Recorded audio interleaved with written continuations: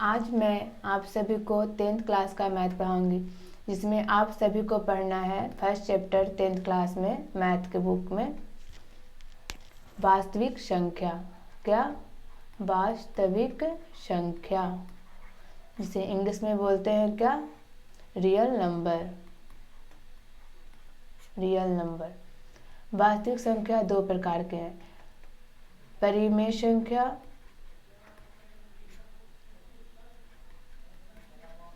और दूसरा है अपरिमेय संख्या।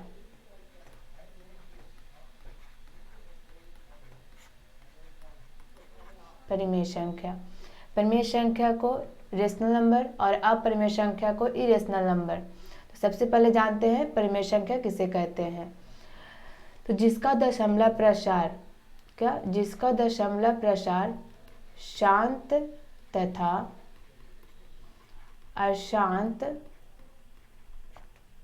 आवर्ती हो। आवर्ती हो, ठीक है। जिसका दशमलव प्रसार शांत तथा अशांत आवर्ती हो उसे क्या कहते हैं? परिमेय संख्या। जैसे 2, 7, 2/7, -2, 0, 2/5 etc. लिख सकते हैं। अपरिमेय संख्या इरेशनल नंबर, जिसका दशमलव प्रसार अशांत अनावर्ती हो। अशांत अनावर्ती हो उसे क्या कहते हैं? अपरिमेय संख्या। जैसे में देखिए, जैसे सभी रूट वाले होते हैं, जैसे √2, √3, लेकिन √4 नहीं होगा, क्योंकि √4 का वर्गमूल कितना होता है? 2। तो ये अपरिमेय संख्या नहीं है। तो यहाँ पर लिख सकते हैं क्या? √5। इसी तरह से आगे लिखेंगे। तो देखिए, अब इसमें परिमेय संख्या में क्या आ गया? शांत तथा अशांत आवर्ती। क्या है? आवर्ती। इसमें क्या है? अनावर्ती। अशांत अनावर्ती। तो देखिए, अगर हम किसी संख्या में जैसे हम भाग देते हैं, मान लीजिए 4 से 9 में भाग देते हैं, ठीक है। तो हो जाएगा क्या? 4 दूनी 8, ये हो जाएगा 1। तो यहाँ पे देंगे दशमलव, तो यहाँ पे होगा क्या? 0। तो क्या हो जाएगा यहाँ पे? 4 दूनी 8 होगा। फिर से तो आएगा 2, तो फिर 0 होगा, दशमलव दिया हुआ है तो कितना हो जाएगा? 5। तो कट जाएगा। तो देखिए, यहाँ पे जब 9/4 लिखे तो इसका कितना आ गया? 2.25। तो देखिए, इसका कुछ नहीं लगेगा, लास्ट यहाँ तक कटेगा। तो जिसका शेषफल 0 हो जाए, ठीक है, क्या? शेषफल 0 हो जाए तो वो क्या हो जाएगा? कटना बंद हो जाए तो वह क्या हो जाएगा? शांत आवर्ती। और एक है क्या? अशांत आवर्ती। तो इसे भी देख लीजिए। बस इसका जैसे में एक ही संख्या बार बार रिपीट हो दशमलव के बाद, जैसे मान लीजिए 0.123 है, फिर से 1 2 3 आएगा, फिर से 1 2 3, इसी प्रकार आते रहेंगे। तो जो संख्या बार बार रिपीट हो, जैसे देखिए 1 2 3 1 2 3 1 2 3 बार बार रिपीट हो रहा है कि नहीं, तो ये हो जाएगा अशांत आवर्ती। उसके बाद है अशांत अनावर्ती। तो इसमें क्या होता है, जैसे देखिए 0.1 0.1 0.001 0.001 इसी प्रकार से आते रहेंगे। अगली संख्या क्या हो जाएगी? 1 तो है, फिर 4 0 1 ऐसे आते रहेंगे। तो वह सी मतलब संख्या जिसमें संख्या की पुनरावृत्ति ना हो, पुनरावृत्ति होती है लेकिन अलग अलग संख्या। जैसे देखिए यहाँ पे था 1 0, फिर 1 00, फिर 1 000, तो बढ़ रहा है ना, 0 की संख्या क्या हो रही है? बढ़ रही है। तो ये हो जाएगा अशांत अनावर्ती, ठीक है। तो देखिए, अब तो पढ़े क्या? परिमेय और अपरिमेय संख्या। इसमें पढ़ना है, परिमेय संख्या में पढ़ना भी हम लोग को। देखिए क्या? परिमेय संख्या। परिमेय संख्या दो प्रकार के होते हैं। पहला होता है क्या? भिन्न संख्या। जिसे बोलते हैं फ्रैक्शन नंबर, और दूसरा होता है पूर्णांक संख्या, जिसे बोलते हैं इंटीजर नंबर। तो देखिए भिन्न संख्या, भिन्न मतलब समझते ही हैं क्या, बटा के रूप में। इसलिए लिख सकते हैं P बटा Q, जहाँ Q is not equal to 0 और 1 हो।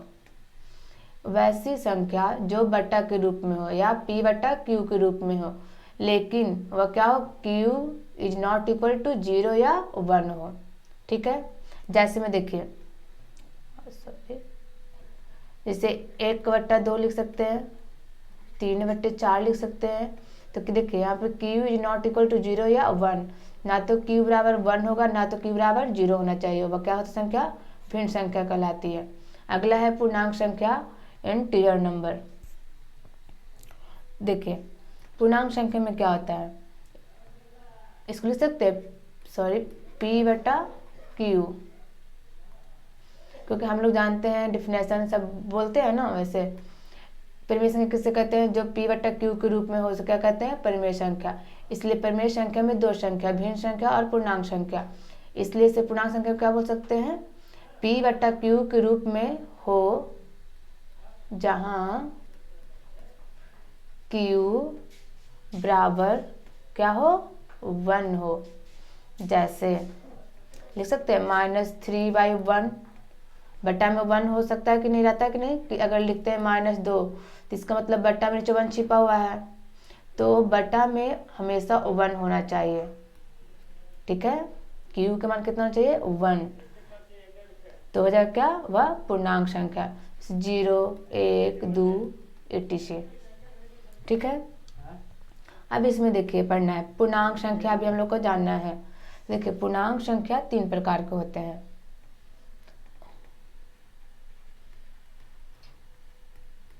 पूर्णांक संख्या, इंटीजर नंबर। तो पूर्णांक संख्या 3 पढ़ना हम लोग का है। पहला पढ़ना है धनात्मक, दूसरा शून्य, तीसरा ऋणात्मक। देखिए पहला धनात्मक पूर्णांक, धनात्मक पूर्णांक सिर्फ लिख देते हैं ऐसे, शून्य पूर्णांक और तीसरा ऋणात्मक पूर्णांक। ठीक है, तो देखिए धनात्मक और ऋणात्मक में समझ में आ रहा होगा। धनात्मक मतलब क्या, प्लस, ऋणात्मक मतलब माइनस, और शून्य मतलब तो जानवे करते क्या होता है, 0। तो धनात्मक मतलब जिसका साइन क्या हो, प्लस हो, जैसे +1, +2, +3, +4 etc। शून्य पूर्णांक जो केवल और केवल क्या हो, 0 हो। ऋणात्मक पूर्णांक जिसका साइन क्या हो, माइनस, क्या हो, माइनस, जैसे -1, -2, -3 etc करके लिख सकते हैं कि नहीं, जहाँ तक हो सके। देखिए तो ये था पूर्णांक संख्या, धनात्मक पूर्णांक, शून्य पूर्णांक और ऋणात्मक पूर्णांक। ठीक है, धनात्मक मतलब क्या, जिसमें प्लस साइन हो, शून्य पूर्णांक केवल 0, ऋणात्मक पूर्णांक जो माइनस के साथ हो। अब देखिए अब इससे पढ़ना है आगे नंबर संख्या, जैसे पढ़ते हैं ना प्रकीर्त संख्या, पूर्ण संख्या, आभास संख्या, ये सब। तो देखिए कैसे बनता है। पहला पढ़ते हैं क्या, प्रकीर्त संख्या, प्रकीर्त संख्या इसे बोलते हैं क्या, नेचुरल नंबर। तो देखिए नेचुरल नंबर गिनती की संख्या को क्या कहते हैं, प्रकीर्त संख्या। गिनती की संख्या क्या कहते हैं, प्रकीर्त संख्या। जैसे हम लोग बोल सकते हैं धनात्मक पूर्णांक वाले क्या होते हैं, सभी 1 से शुरू है, +1, +2, +3, +4। तो धनात्मक पूर्णांक के सभी संख्या इसमें शामिल होते हैं गिनती की संख्या में। ठीक है, तो गिनती की संख्या को क्या कहेंगे, प्रकीर्त संख्या। जैसे 1, 2, 3, 4, 5 etc। ठीक है, अगला पढ़ना है पूर्ण संख्या। पूर्ण संख्या, पूर्ण संख्या जिसे बोलते हैं क्या, होल नंबर। तो देखिए गिनती की संख्या में 0 को शामिल करने पर वह संख्या पूर्ण संख्या बनती है। क्या, गिनती की संख्या में 0 को शामिल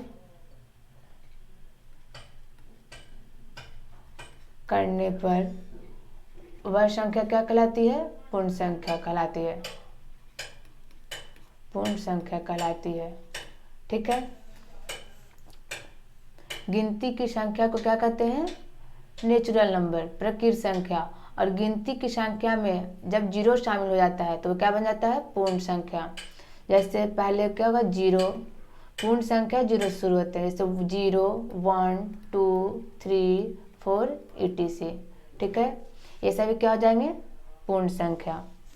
इसके बाद है पूर्ण संख्या बोल सकते हैं प्राकृत संख्या तथा शून्य पूर्णांक से मिलकर क्या बनता है, पूर्ण संख्या बनता है। क्योंकि शून्य जो होता है, शून्य पूर्णांक होता है, वो सिर्फ और सिर्फ क्या होता है, 0। और प्रकृत संख्या क्या होता है, 1 से शुरू होता है, मतलब गिनती की संख्या को। तो प्रकृत संख्या और शून्य पूर्णांक को मिलाने से क्या बनता है, पूर्णांक संख्या बनता है। अगला पढ़ना है सम संख्या, सम संख्या। तो देखिए सम संख्या इवन नंबर, जो संख्या 2 से पूरा क्या हो, कटे, जो संख्या 2 से पूरा कट जाए उसे क्या कहते हैं, सम संख्या। जैसे 2, 4, 6, 8 etc। किसी भी अगर संख्या में हम 2 से भाग देते हैं और वह संख्या पूरा कट जाता है तो वह सम संख्या कहलाएगा। ठीक, अगला है विषम संख्या। विषम संख्या ओड नंबर, जो संख्या 2 से पूरा ना कटे। क्या, जो संख्या 2 से पूरा ना कटे वह क्या कहलाता है, विषम संख्या।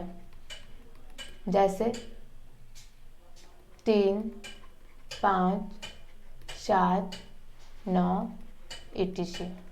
ये सब संख्या क्या होंगे, 2 से नहीं कटेंगे। अगला पढ़ना है अभाज्य संख्या, अभाज्य संख्या। देखिए अभाज्य संख्या किसे कहते हैं, इसे प्राइम नंबर बोलते हैं। क्या, प्राइम नंबर। और दूसरा नाम है इसको रूढ़ संख्या। तो देखिए वैसा संख्या जो एक और अपने आप से कटे, आप से कटे, या फिर बोल सकते हैं जिसका गुणनखंड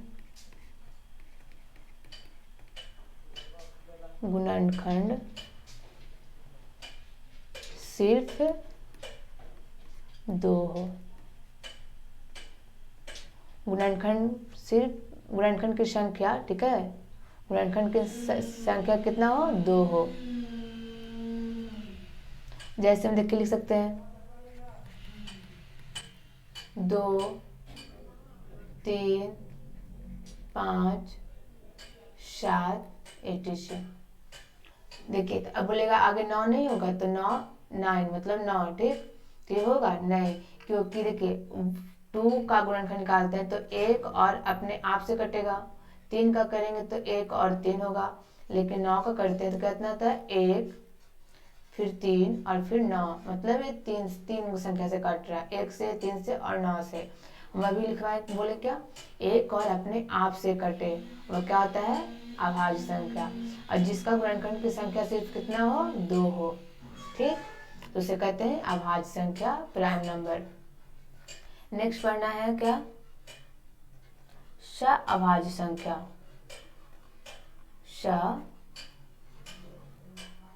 अभाज्य संख्या जिसे बोलते हैं क्या, को प्राइम नंबर, जिसका HCF सिर्फ कितना हो, 1 हो, मतलब 1 हो, उसे क्या कहते हैं, अभाज्य संख्या। जैसे 4 और 9 का HCF निकाल के देख लीजिएगा, 1 आएगा, तो वह क्या हो जाएगा, अभाज्य संख्या। ठीक है, अगला पढ़ना है यौगिक संख्या। क्या, यौगिक,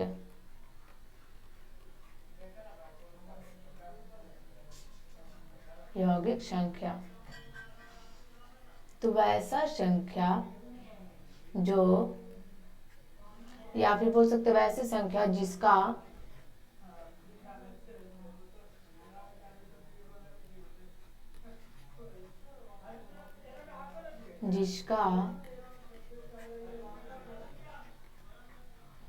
गुणनखंड 2 से अधिक हो,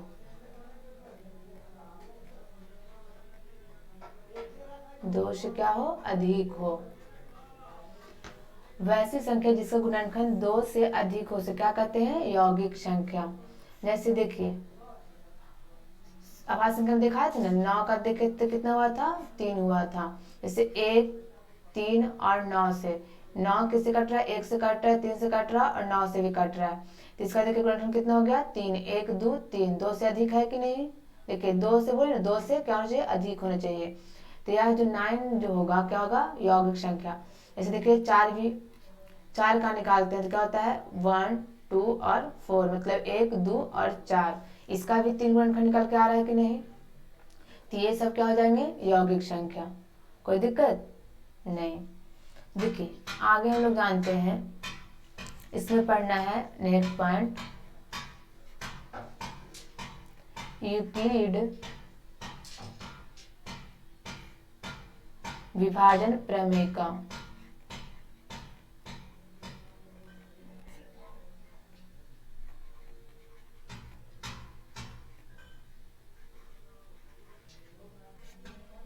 यूक्लिड विभाजन प्रमेय का, जैसे देखिए a और b दो धनात्मक पूर्णांक अगर दिए हो, तब उसके अद्वितीय पूर्णांक, जैसे पूर्णांक संख्या क्या होगा, q और r विद्यमान रहता है तब। जैसे देखिए दो संख्या दिया, क्या a, मान लीजिए a और b, दो धनात्मक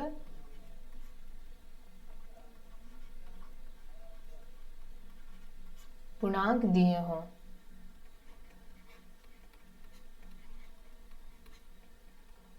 ठीक है। अब वह संख्या जो दिए हुए हो वो क्या हो, पूर्णांक हो। जैसे मान लीजिए क्या, अब यहाँ पर q और r दो पूर्ण संख्या है, तब इसका होता है क्या, a बराबर b बटा q प्लस r, जहां 0 से बड़ा और बराबर और b से क्या होगा, छोटा। ये जो r होगा 0 से बड़ा और इसके बराबर हो सकता है, लेकिन b से क्या होगा, छोटा।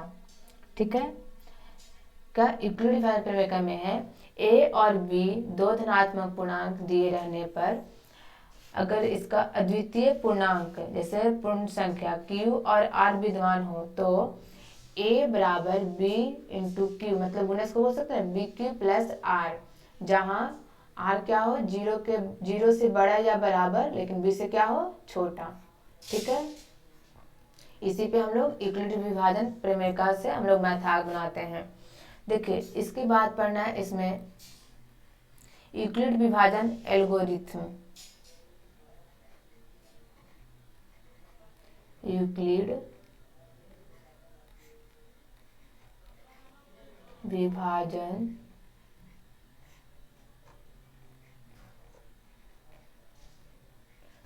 एल्गोरिथ्म। देखिए इसमें क्या है, ये यूक्लिड विभाजन प्रमेय का है ना, उसी से बना है यूक्लिड विभाजन एल्गोरिथ्म।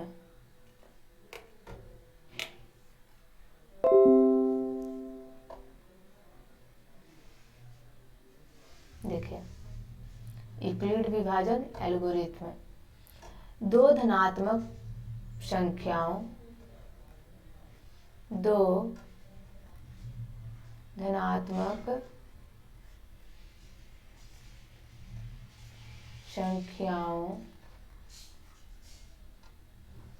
ए और बी,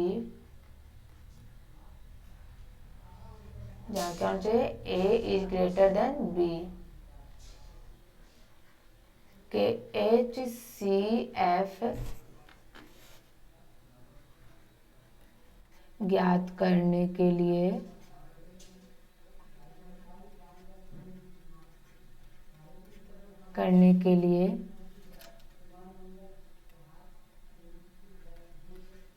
निम्नलिखित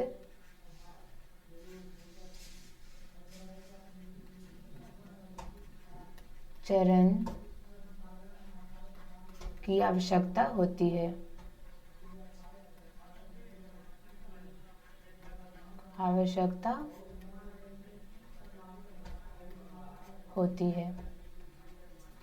देखिए यूक्लिड विभाजन एल्गोरिथ्म में क्या है, दो धनात्मक संख्या a और b जब दिया हो तो उसका HCF ज्ञात करने के लिए निम्नलिखित चरण का उपयोग करते हैं। ठीक है, देखिए जिसमें फर्स्ट चरण देखते हैं हम लोग, चरण फर्स्ट। देखिए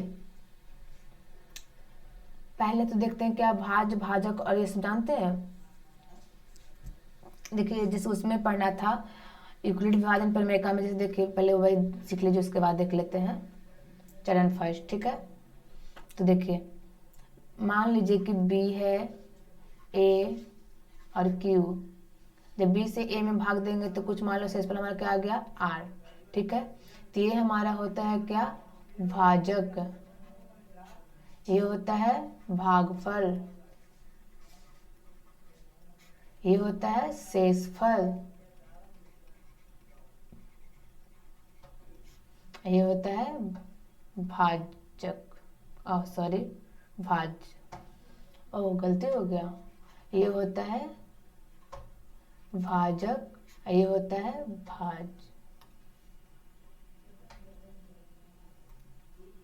भाज्य।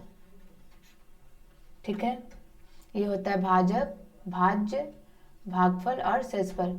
जिस किसी संख्या में, मतलब जिस संख्या में भाग देते हैं, जिससे भाग देते हैं वो कहलाता है भाजक, जिससे हम भाग देते हैं वो होता है भाज्य, और जितना से हम लोग लगाते हैं जैसे गुणा करके लिखते हैं वो होता है भागफल, और जितना हम लोग को शेष बचता है घटाने पर वो होता है शेषफल। ठीक है, तो इसका एक फॉर्मूला होता है भाज्य बराबर भाजक गुने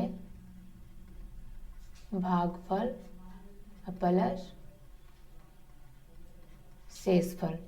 ठीक है, तो देखिए मान लीजिए अब लिखा हुआ क्या है यहाँ पे, भाजक B है, अब भाज्य कितना है A, तो यहाँ पे लिख सकते हैं A बराबर B गुना Q प्लस कितना R, तो हो जाएगा A बराबर BQ प्लस R।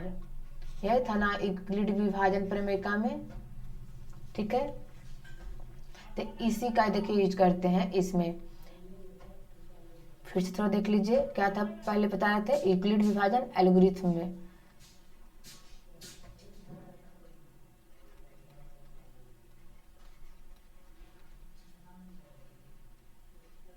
एल्गोरिथ्म,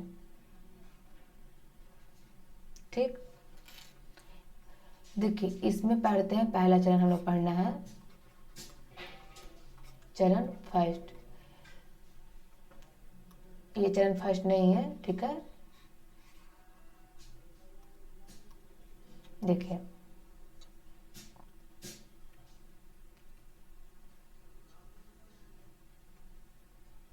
देखिए चरण फर्स्ट में क्या है, जैसे a बराबर b a q plus r, जहाँ क्या हो जाएगा 0, ये जो r है 0 से बड़ा या बराबर, लेकिन क्या होगा b से छोटा। ठीक है, जैसे देखिए b से हम a में भाग देंगे तो q मर्तबे लगाते हैं, तो बचेगा क्या रिमाइंडर r, मतलब r। ठीक है, शेषफल r होगा, तो इसको हम लिख सकते हैं b गुना q प्लस कितना r लिखा हुआ है, तो हमारा क्या आता है भाज्य। लेकिन जब तक क्या हमारा शेषफल 0 ना हो तब तक हम लोग यूज करते हैं एल्गोरिथम का। ठीक है, तो ये हुआ चरण क्या फर्स्ट। इसी प्रकार चरण देखिए दूसरा, चरण सेकंड नंबर देखिए, जैसे सेकंड नंबर में अगर r संतुष्ट नहीं है, मतलब r बराबर 0 नहीं आता है, तो सेकंड चरण में क्या लिख सकते हैं, देखिए b बराबर सी आर प्लस n, जहाँ n बराबर 0 अगर ना होता है तो पहले देखिए यहाँ पर क्या लिखे, b बराबर सी आर प्लस क्या n लिखे हैं, क्योंकि यहाँ पर जो r है 0 बराबर नहीं हो रहा, मतलब r 0 को संतुष्ट कर रहा है, नहीं करता है। जब r 0 को संतुष्ट कर देगा तो वो वहीं तक रुक जाएगा। तो देखिए सेकंड चरण में क्या लिखे, b बराबर सी आर प्लस n। ठीक है, तो देखिए ये r इंटू p और c प्लस n। ठीक है, देखिए p मतलब भाज्य बराबर क्या है, r गुने c या c गुने r बोल सकते हैं ऐसे। ठीक है,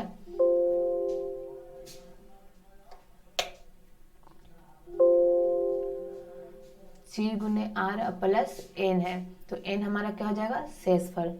अगर n बराबर 0 यहाँ पर हो जाता है तो अब ये यहीं पे समाप्त हो जाएगा। लेकिन अगर n बराबर भी 0 नहीं आता है तो हम लोग इसी प्रकार से आगे करते जाएंगे। ठीक है, जैसे फिर क्या आ जाएगा, इसके बाद चरण क्या आ जाएगा, चरण थर्ड नंबर आ जाएगा। तो इसमें क्या करना रहता है, देखिए जब तक कि हमारा शेषफल 0 ना हो तो जो शेषफल आता है उसी को हम लोग भाजक बनाकर, ये जो पहले वाला भाजक है उसमें क्या देते हैं, भाग देते हैं। जैसे देखिए यहाँ पर हमारा r क्या है, शेषफल है, लेकिन यहाँ पर r 0 बराबर हो रहा है नहीं, तो ये हमारा क्या हो जाएगा भाजक, ये बन जाएगा भाज्य। ठीक है, जैसे लिख सकते हैं r से भाग देंगे b में, यही ना, देखिए यहाँ पे दिए थे ना, तो मान लीजिए कि c मर्तबे लग गया। ठीक है, तो यहाँ पे क्या आ गया हमारा n। अगर यहाँ पे n बराबर 0 नहीं होता तो इस बार क्या होता, n जो हमारा होता क्या होता भाजक, r होता क्या भाज्य। अब मान लीजिए किस मर्तबा लगाते हैं, मान लीजिए कि ई से लगा देते हैं, तो हमारा शेषफल क्या आ गया, s आ गया। तो यहाँ पे हो सकता है s बराबर 0 हो जाए। ठीक है, शेषफल तो यहीं पे समाप्त होगा। तो इसका जो HCF निकल कर आता है, HCF हमारा क्या होगा, n होगा। अगर यहाँ पर n बराबर 0 आ जाता है तो इसका HCF क्या हो जाएगा, HCF बराबर r। ठीक है, तो इसी प्रकार चरण आगे बढ़ते रहते हैं। ठीक है, देखिए मान लीजिए कोई क्वेश्चन दिया हुआ है, 4 और 27 का HCF यूक्लिड विभाजन एल्गोरिथम द्वारा निकालें। ठीक है, तो देखिए 4 से 27 में भागा देंगे तो कितना हो जाएगा, 6 चौके 24, लिखेंगे कितना 24, ये हो गया खत्म। तो 7 में से 4 गया 3। देखिए यहाँ जो शेषफल 0 है नहीं, तो यहाँ आप लिखेंगे चरण फर्स्ट में क्या लिखे थे, लिखेंगे यहाँ पर 27 बराबर लिखेंगे 4 गुना 6 प्लस कितना 3, जहाँ शेषफल इज नॉट इक्वल टू 0। ठीक, उसके बाद देखिए फिर क्या करेंगे, 3 से भाग देंगे 4 में, तो कितना मरतबा लगेगा, 1 मरतबे, तो हमारा कितना आ गया 3। यहाँ पे भी देखिए शेषफल 0 हुआ नहीं, तो यहाँ पे फिर लिखेंगे क्या देखिए लिखेंगे 3 बराबर 3 गुना 1 प्लस 1, जहाँ शेषफल इज नॉट इक्वल टू 0। तो अभी क्या था 1, शेषफल 1 बचाना, तो फिर से 1 से भाग देंगे किसमें, इसमें, तो कितना हो जाएगा 3, तो ये 3 मरतबे कट जाएगा, तो हो जाएगा खत्म। मतलब यहाँ पे शेषफल क्या हो गया, 0 हो गया। ठीक है, तो यहाँ पे लिख देंगे 1 बराबर 1 इंटू 3 अब प्लस क्या 0, जहाँ शेषफल बराबर 0। जहाँ पर शेषफल 0 होता है वह वाला भाजक क्या होता है, HCF कहलाता है, HCF। तो इसका HCF कितना हो जाएगा 1। लिख सकते हैं 4 और 27 का HCF कितना हो गया, 1 हो गया। कोई दिक्कत? तो इस क्लास में इतना ही, हम लोग मिलते हैं अगले क्लास में एक्सरसाइज के साथ। ठीक है, शुरू करेंगे।